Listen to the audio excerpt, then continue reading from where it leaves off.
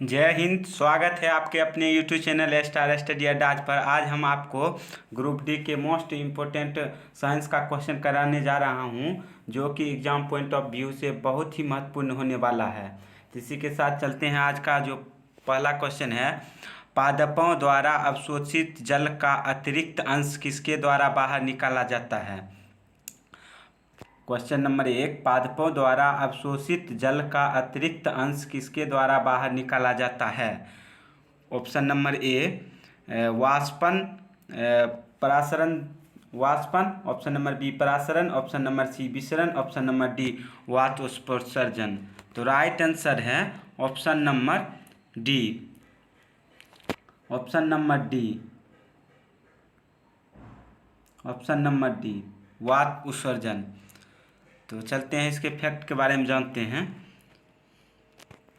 वात उत्सर्जन एक पौधे के माध्यम से पानी के आवागमन की प्रक्रिया है और इसके पत्तों, तनों और फूलों जैसे हवाई भागों से वाष्पीकरण होता है। वाष्पोत्सर्जन जो है, जिसके जल इसके पत्तों और तनों और फूलों जैसे हवाई भागों से वाष्पीकृत होता है।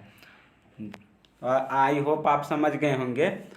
सेकेंड पॉइंट देखिए, पौधों के लिए पानी आवश्यक है, लेकिन जड़ों द्वारा लिए गए पानी को थोड़ी मात्रा का उपयोग विकास और चयापचय के लिए किया जाता है। तो आई होप समझ गए होंगे। चलते हैं नेक्स्ट क्वेश्चन। जल और अल्कोहल के एक मिश्रण को किसके द्वारा अलग किया जाता है।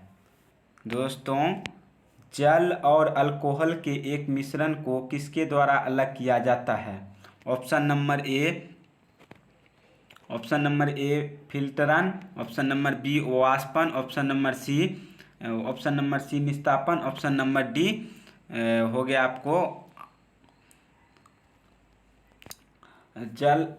ऑप्शन नंबर डी आसवन। तो राइट आंसर है आपका option number D. Right answer है option number D. Next question की ओर चलेंगे। आसवन विधि के बारे में जान लीजिए।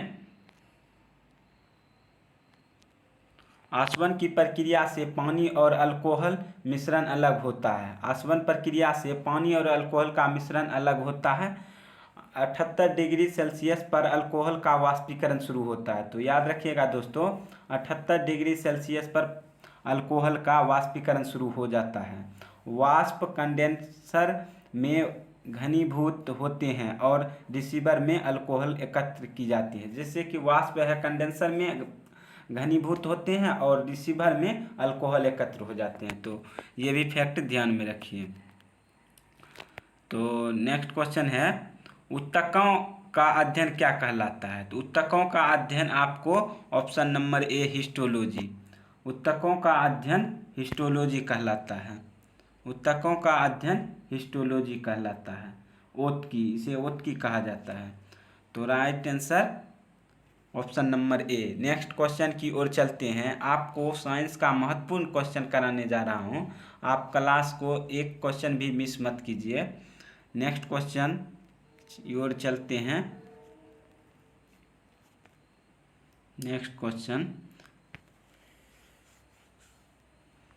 नेक्स्ट क्वेश्चन की ओर चलेंगे।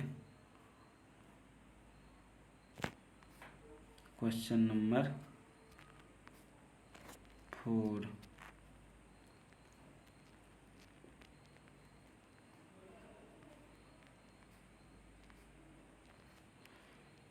तो उत्तकी के बारे में आप जानिए।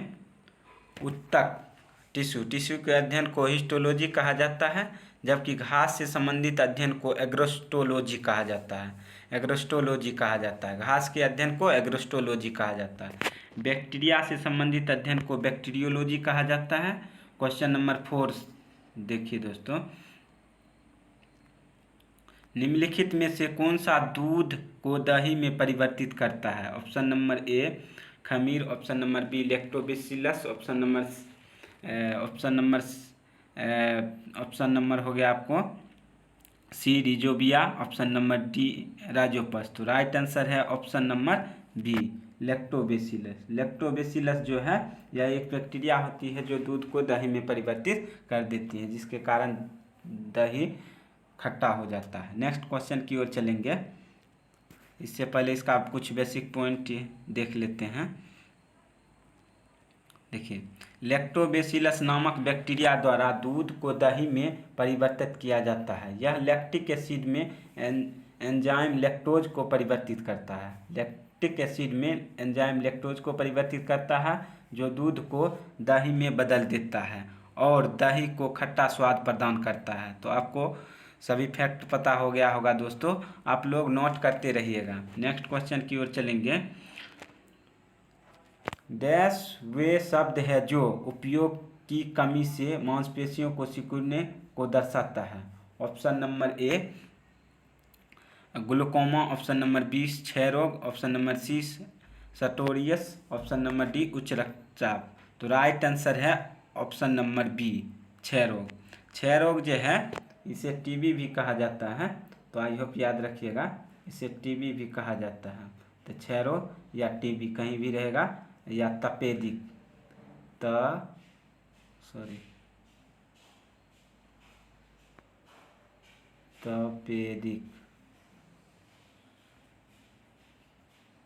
तपेदिक भी लिखा रहेगा, या क्षय रोग लिखा रहेगा, या टीबी, यहाँ टीबी होगा, टीबी। तो इस तरह आपको 3 ऑप्शन रहेगा तो कोई दिक्कत नहीं होने वाला है। नेक्स्ट क्वेश्चन की ओर चलते हैं। तो देखिए इसका कुछ बेसिक फैक्ट।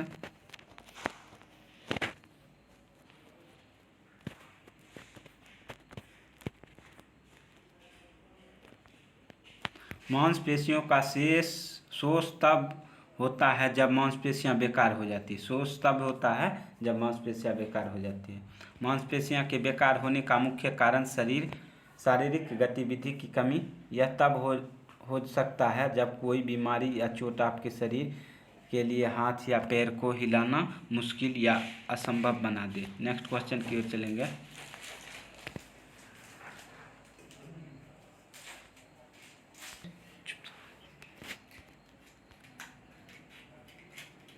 सोडियम और मरकरी स्ट्रीट लैंप किसके द्वारा प्रकाशित होती है। ऑप्शन नंबर ए परमाणु उत्सर्जन, ऑप्शन नंबर बी परमाणु अवशोषण, ऑप्शन नंबर सी प्रकाश का विवर्तन, ऑप्शन नंबर डी ध्रुवीकरण। तो राइट आंसर है ऑप्शन नंबर ए परमाणु उत्सर्जन। सोडियम और पारा स्ट्रीट लैंप परमाणु उत्सर्जन के कारण प्रकाश करते हैं। फिलामेंट बनाने वाले इलेक्ट्रॉन सोडियम और मरकरी परमाणु से टकराते हैं, जिसकी वजह से उनके वैलेंस इलेक्ट्रॉन उच्च ऊर्जा स्तर तक उत्तेजित हो जाते हैं और वे माइक्रोमेटिक्स लाइट्स उत्सर्जित करके आरंभ करते हैं। नेक्स्ट क्वेश्चन की ओर चलेंगे। निम्न में से कौन ब्लू बेबी सिंड्रोम के लिए उत्तरदायी है। ऑप्शन नंबर ए फ्लोरेंट, option fluoride, option number B nitrate, option number C arsenic, option number D lead. तो राइट आंसर है ऑप्शन नंबर बी नाइट्रेट। तो जानते हैं इसके basic fact. Blue baby syndrome पीने के पानी में नाइट्रेट के कारण हो सकता है, जो मेथियोग्लोबिनिया का कारण है। नेक्स्ट क्वेश्चन की ओर चलेंगे।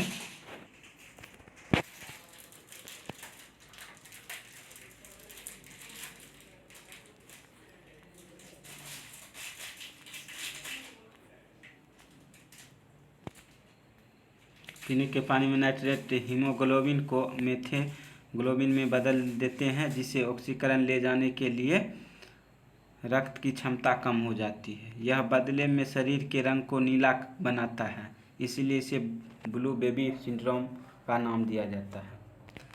Next question. पीतल वायु में अलग रंग का क्यों हो जाता है। Option number A aluminium phosphide, option number B hydrogen sulphide, option number C हाइड्रोजनित वेबर, option number D aluminium sulphide. तो राइट आंसर है ऑप्शन नंबर बी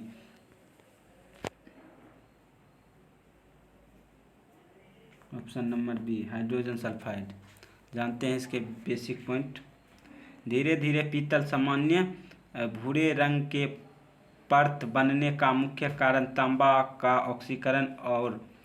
ऑक्सीकरण पर कॉपर ऑक्साइड बनने के कारण। पीतल पर बनने वाला हरा भरा रंग मुख्य रूप से हवा में हाइड्रोजन सल्फाइड के लगातार संपर्क के कारण बनता है। Next question,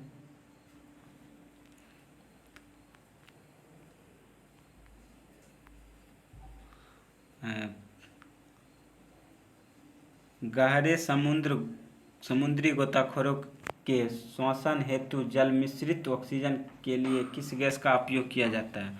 option number A neon, option number B argon, option number C nitrogen, option number D helium. तो राइट आंसर है ऑप्शन नंबर डी हीलियम।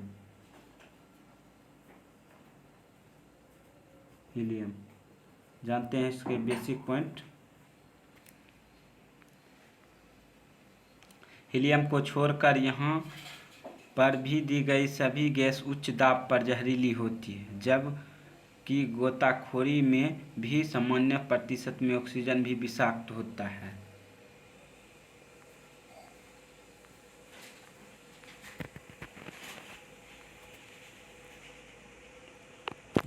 श्वसन गैसीय रासायनिक तत्वों और श्वसन के लिए उपयोग किए जाने वाले यौगिक का मिश्रण है। साबुन कपड़े को साफ करने में मदद करता है क्योंकि साबुन के रसायन बदल जाते हैं। यह विलयन के सतह तनाव को बढ़ाता है। यह गंदगी को अवशोषित कर लेता है। यह विलयन के सतह तनाव को कम करता है। तो right answer option number D. इसके बेसिक पॉइंट को जानते हैं। साबुन विलयन के पृष्ठ तनाव को कम करने में सहायता करता है। इस प्रकार साबुन धूल के कणों और ग्रीस इत्यादि से चिपक जाता है और पानी की क्रिया द्वारा गंदगी को बाहर निकालता है। लोह की कमी के कारण कौन सा रोग होता है? मतलब लोहा की कमी के कारण कौन सा रोग होता है? तो राइट आंसर है option number D anaemia. Anaemia जो है लोहा की कमी के कारण होता है। अब जानते हैं इसके बेसिक पॉइंट। आयरन की कमी के कारण एनीमिया होता है। बेरी विटामिन B1 की कमी के कारण होता है। टेटेनिक क्लोस्ट्रीडियम टेटेनिक के कारण और क्वाशियोकर यह प्रोटीन की कमी के कारण बच्चों में ज़्यादातर होता है। नेक्स्ट क्वेश्चन की ओर चलेंगे। पेट में क्रोमियम ऑक्साइड पेंट का कौन सा रंग बनाता है? पेट में जो है क्रोमियम ऑक्साइड का कौन सा रंग बनाता है? तो ऑप्शन नंबर ए हरा रंग, ऑप्शन नंबर बी श्वेत रंग, ऑप्शन नंबर सी लाल रंग, ऑप्शन नंबर डी किधर गया? आई होप हरा रंग होना चाहिए। तो देख लेते हैं।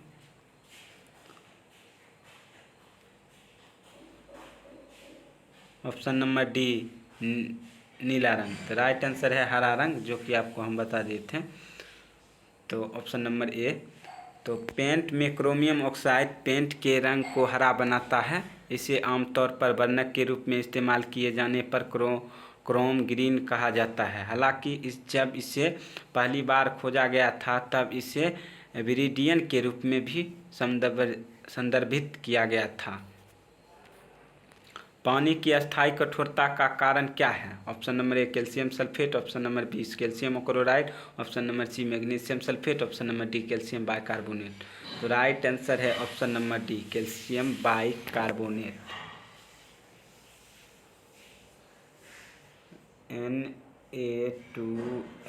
Na2HCO3।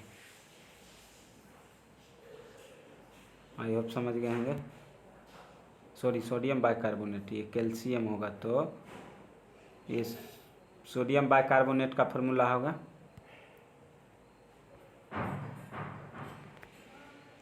अस्थायी कठोरता।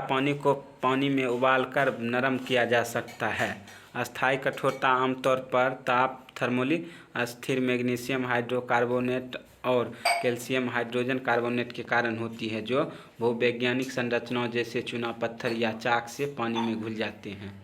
अस्थायी रूप से कठोर पानी को उबालने से नरम पानी किया जा सकता है। अस्थायी कठोरता बहुत घुलनशील मैग्नीशियम सल्फेट भूमिगत रूप से जमा नमक और थोड़ा घुलनशील कैल्शियम सल्फेट जिप्सम जमा से के कारण होता है। जीव विज्ञान की कौन सी शाखा का संबंध विलुप्त जीवों से है?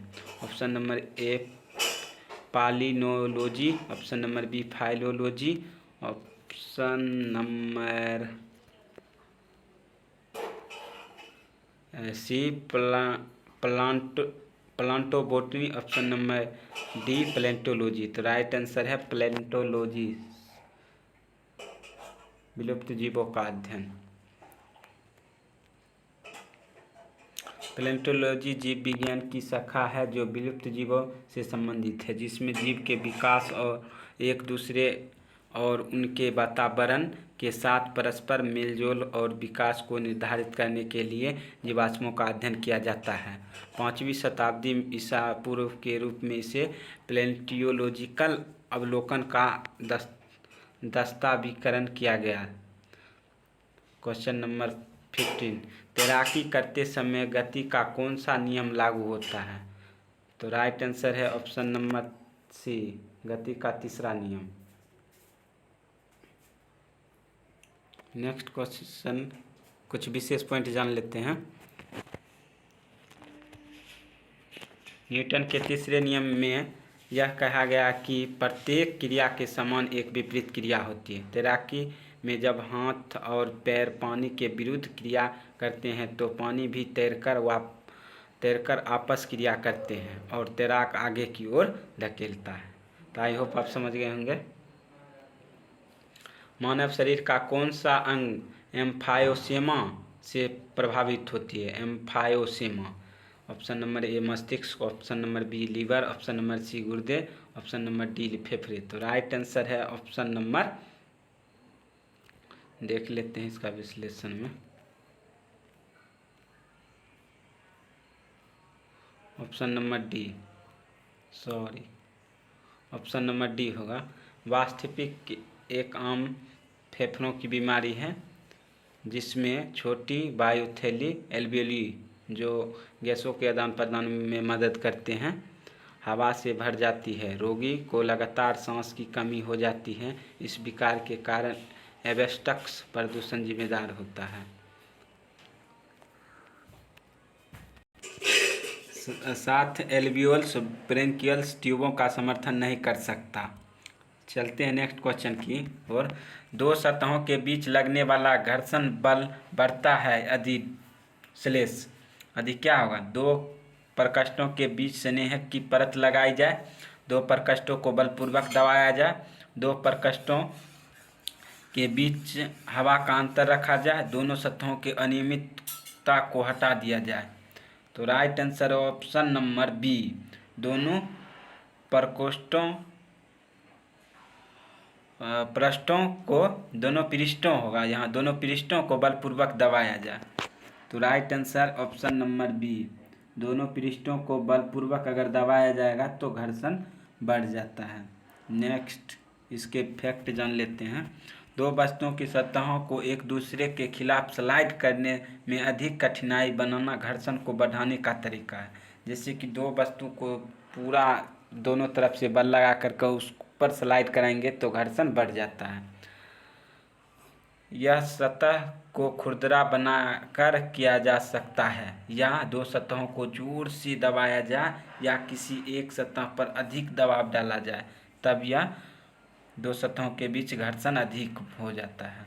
नेक्स्ट क्वेश्चन की ओर चलेंगे। अधिक ऊंचाई पर उड़ने वाले हवाई जहाज में स्याही वाले पेन लीक क्यों करते हैं? जैसे अधिक ऊंचाई पर जाने पर पेन का स्याही जो है लीक हो जाता है। ऑप्शन नंबर ए पेन में स्याही की घटी हुई विषाक्तता के कारण, ऑप्शन नंबर बी पेन में स्याही की बढ़ी हुई विषाक्तता के कारण, ऑप्शन नंबर सी पेन के बाहर अधिक वायुमंडलीय दबाव के कारण, ऑप्शन नंबर डी पेन के बाहर कम वायुमंडलीय दबाव के कारण। तो राइट आंसर है ऑप्शन नंबर सी, पेन के बाहर अधिक वायुमंडलीय दबाव के कारण।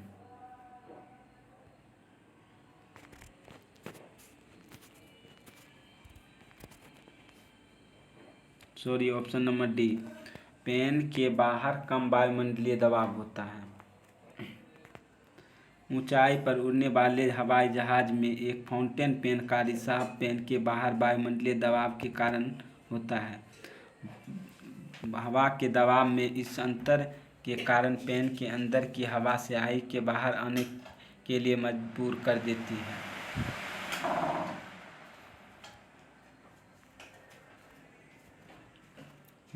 बैंकिंग ऑफ रोड डैश का एक उदाहरण है। अपकेंद्री बल option number B van der Waals बल, ऑप्शन नंबर सी अभिकेंद्री बल, ऑप्शन नंबर डी इनमें से कोई नहीं। तो राइट आंसर है ऑप्शन नंबर सी अभिकेंद्री बल। अभिकेंद्री बल है ये, जैसे कि मान लीजिए अगर रोड का टर्निंग है, वहाँ पर रोड एक तिरछा रहता है थोड़ा, उसे ही बैंकिंग ऑफ रोड कहा जाता है। जैसे यहाँ टर्निंग ऐसे है तो रोड का जो झुकाव होगा टर्निंग की ओर होगा। जो आप अगर जाते हैं तो मिस्टेक से भी अगर नहीं टर्निंग किए तो खुद ही गाड़ी टर्न हो जाएगा। तो यही होता है banking of road. I hope समझ गए होंगे। नेक्स्ट क्वेश्चन की ओर चलते हैं। बैंकिंग ऑफ रोड अभिकेंद्री बल का उदाहरण है। अभिकेंद्री बल वह बल है जो वस्तुओं को एक वृत्तीय पथ पर बनाए रखने में मदद करता है।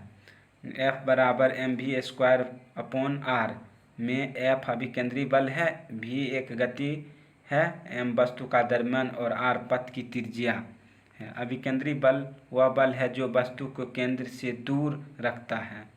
नेक्स्ट क्वेश्चन, वाटर प्रूफ और स्टेनलेस कपड़े बनाने में किसका उपयोग किया जाता है? Option number A lead oxide, option number B ferric oxide, option number C aluminium oxide, option number D auric oxide. तो राइट आंसर है option number C aluminium hydroxide.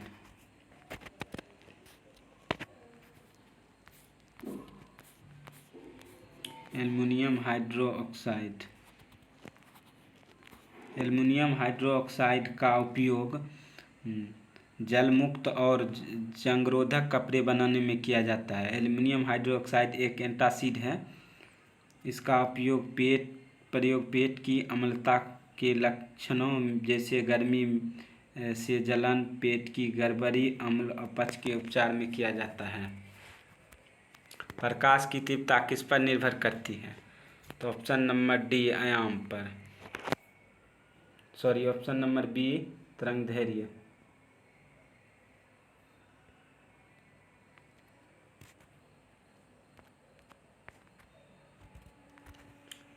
Intensity of light directly proportional to square of the amplitude. या आयाम के directly proportional होते हैं, मतलब समानुपातिक होते हैं।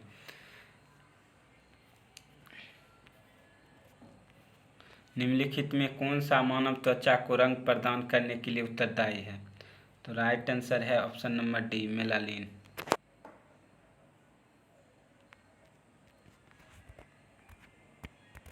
मेलानिन मानव त्वचा के रंग देने के लिए जिम्मेदार है। यह लोगों और जानवरों में बालों, त्वचा, आँख, पुतली में होने वाले एक काला रंग द्रव्य है। यह धूप के संपर्क में आने वाली त्वचा की टैनिंग के लिए जिम्मेदार है। 1 नैनोमीटर बराबर होता है। तो राइट आंसर है ऑप्शन नंबर सी 10⁻⁻9 नैनोमीटर।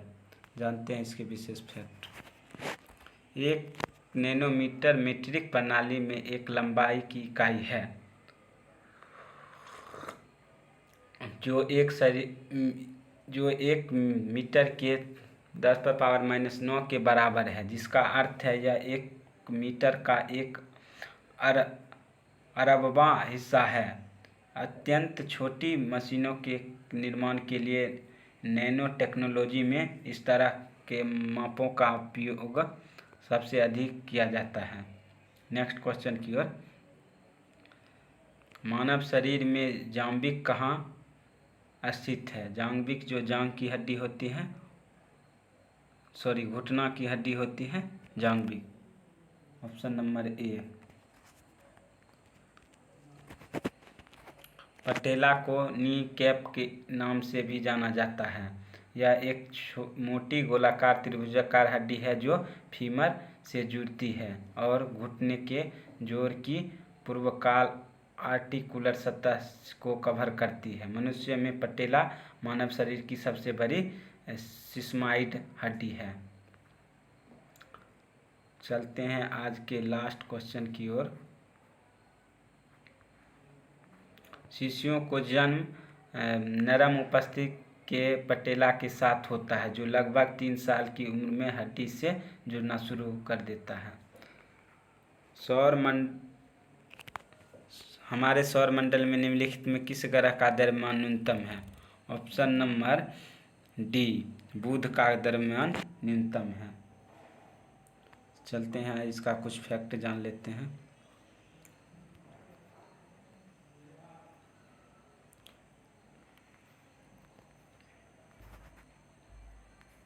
देखिए मरकरी जो है 0.0553 है, और मार्स का है 1.07, और वीनस का है 0.815, और अर्थ का है 1, और यूरेनस का है 14.5, नेपच्यून का है 17.1, और सैटर्न का है 95.2, और जुपिटर का है 318।